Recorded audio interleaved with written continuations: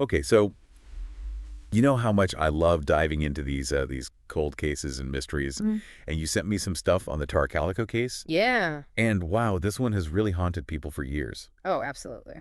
Um, so we're gonna do a deep dive today using what you sent me. Mm. It looks like mainly her Wikipedia entry. Yeah, that's a good place to start. Yeah, and we're gonna see if we can untangle a little bit of the fact from the fiction, or at Yeah. least kind of get a clearer picture of what might have happened. Right. It's a case that is as puzzling as it is tragic. A young woman on her usual bike ride and then she just vanishes. Yeah. And then that Polaroid appears and that just throws gasoline on the fire of speculation. Oh yeah. It's no wonder this case is still talked about and debated and people want answers. It's true. It's like a real life mystery novel, but the ending is still being written. Right. So Tara Calico, she's 19 years old. She's from Belen, New Mexico, and she was a cyclist. She loved to go on these rides. Mm. And it's September 20, 1988, a seemingly normal day, and then she disappears. Right. But before we jump into that fateful day, um, there's something that I think we need to talk about that adds a layer of creepiness to the story. Right. And that's her mother, Patty Dole's concern about a stalker.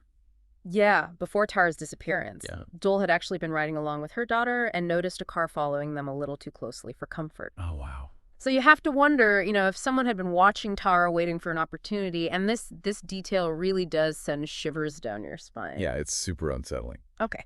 So back to September 20th. Initially, all the police find are pieces of Tara's Walkman and a cassette tape along her usual route. Right. Not a lot to go on. No, not at all. But Dole believed that Tara might have dropped those items as a way to leave a trail, Oh, wow. which is heartbreaking to think about, but also speaks to like a possible awareness of danger. Maybe she was aware of a threat. Yeah. It's just awful. Okay, so fast forward 9 months. Okay. And this is where the story takes a real sharp turn. A Polaroid photograph surfaces in a convenience store parking lot, Hundreds of miles away. hundreds of miles away in Port St. Joe, Florida, and it shows a young woman and a boy, both bound and gagged with duct tape.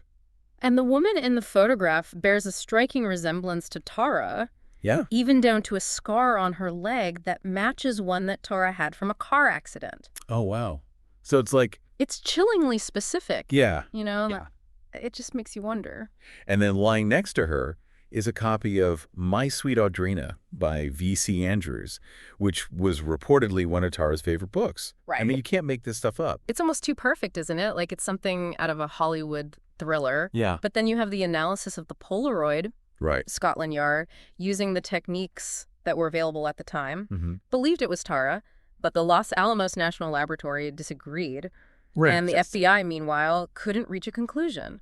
So even with all of their expertise, they couldn't say for sure. Well, think about it. This was 1989. Facial recognition technology was in its infancy compared to what we have today. Yeah, that's true. And the quality of the Polaroid probably didn't help either. With today's technology, we could potentially analyze micro expressions, pore patterns, even subtle details that were just impossible to examine back then. Who knows what that might reveal? Yeah, that's a good point. It makes you wonder if there's still potential for breakthroughs, even in these decades-old cases. Absolutely. Now, there's another figure in that Polaroid, and that's the boy. Right. And early on, he was thought to be Michael Henley, another missing person from New Mexico. Just months before Tara. That's months before Tara. Yeah. A natural assumption. But that turned out to be a dead end, sadly. Sadly. Henley's remains were eventually found in the Zuni Mountains, and it's thought that he probably died from exposure after wandering away from a campsite. Right. Tragic. But it did remove a potential link to Tara's case. And yet the Polaroid wasn't the only one. There were others that surfaced later, right? Yeah. Ones that maybe possibly showed Tara. There was one found near a construction site in California and another depicting a woman on an Amtrak train. But their quality was even worse than the first Polaroid. And Tara's mother, while believing the first one could be her daughter, Right. wasn't convinced about the others. It's like trying to make out figures in a thick fog, Yeah. Very difficult. It's just so frustrating. So we're left with these glimpses, but no real answers. Right. Years go by, and then in 2008, Sheriff Rene Rivera makes a startling claim. Oh, yeah. He says that he received information about two teenagers who accidentally hit Tara with their truck Oh, wow. and then panicked and covered it up. That's huge. Even if it was based on secondhand information, Yeah. Rivera claimed he knew the teenagers' names. But, without a body, there wasn't enough to build a case, and it just makes you think about the pressure that these investigators must be under in these cold cases. Yeah, and imagine the impact on Tara's family. Oh, yeah. After 20 years of clinging to hope, they're suddenly confronted with the possibility of a tragic accident and a cover-up. Oh, it's devastating, and it really underscores just how fragile these cold cases can be. One piece of information, regardless of how true it is, can completely shift the narrative and reopen old wounds. And then silence, no arrests, no confirmation, and the case seemed to just stall yet again. It wasn't until 2013 that things started to move again, with the formation of a task force dedicated to reinvestigating Tara's disappearance. Right. And that was a signal that, law enforcement hadn't given up on this case. Yeah. It's still alive in their minds. And then in 2019, the FBI even offered a $20,000 reward for information leading to the identification or location of Tara or an arrest and conviction in the case. Wow, that's significant. It must have given Tara's family some hope. But it makes you think about the role that public interest plays in keeping these cases in the spotlight. All the documentaries and the podcasts and the online discussions, all that. Do you think that actually helps? I think it plays a crucial role, that public pressure can keep investigators focused. It can encourage people who might be reluctant witnesses to come forward. It could even spark new leads in the age of social media. The reach of these stories is just amplified. That's true. And that can be a very powerful tool for generating leads. And, we touched on it earlier, but technology has advanced so much since 1988. What if they reanalyzed those Polaroids with today's facial recognition software? Yeah. Could that be the key to finally getting some answers? It's certainly a possibility worth exploring, and don't forget about the strides in DNA analysis. Oh, yeah. Even trace evidence collected decades ago could yield new clues with the technology we have now.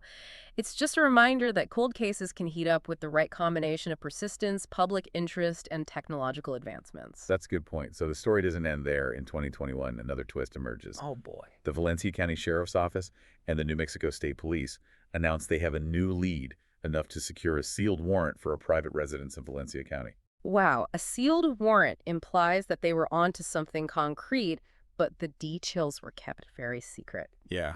It's a classic example of balancing the need for transparency with the need to protect the integrity of an ongoing investigation. So then in June 2023, the Valencia County Sheriff's Office holds a press conference, a major breakthrough. They claim, did they finally have some answers? Well, Sheriff Denise Vigil announced that they believe they have enough evidence to submit the case to the district attorney's office for review of potential charges. Wait, after all this time, they might actually be close to making an arrest. It certainly seems that way, but there's the identities of the persons of interest are sealed by the court. We still don't know who they're looking at or the specifics of the evidence they've uncovered. It's like they're holding the final chapter just out of reach.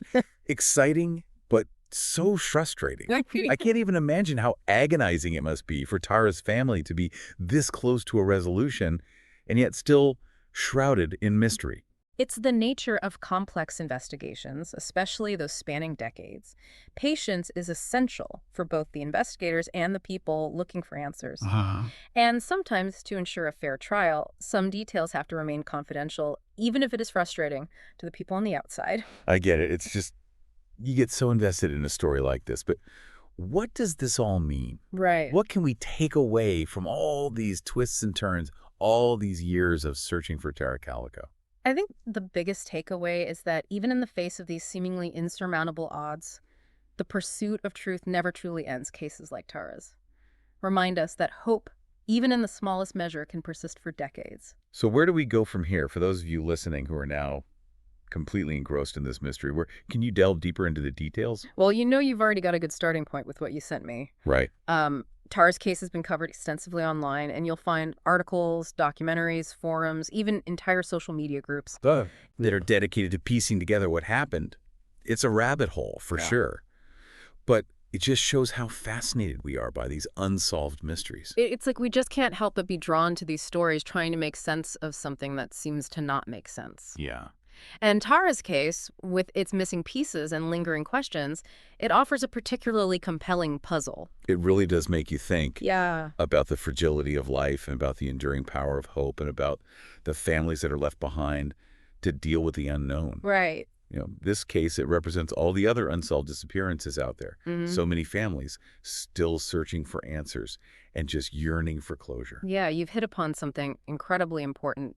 Each case is unique, but they're all connected by this thread of unanswered questions and this unwavering hope. Mhm. And Tara's story, while tragic, it serves as a beacon reminding us to never give up on the pursuit of truth and justice, no matter how much time has passed. I think that's a really powerful message to end on. The search for truth never truly ends. And even in the darkest of mysteries, that hope can flicker for decades. Exactly. And who knows, maybe one day with persistence and the technology, we've talked about, and maybe even a little bit of luck, we will finally get the answers that we're looking for, not just for Tara and her family, but for all of those whose stories remain unfinished. Well, thank you so much for bringing this case to my attention. Absolutely. Thanks for having me. And to everyone listening, thanks for joining us on this deep dive. Yeah. Until next time.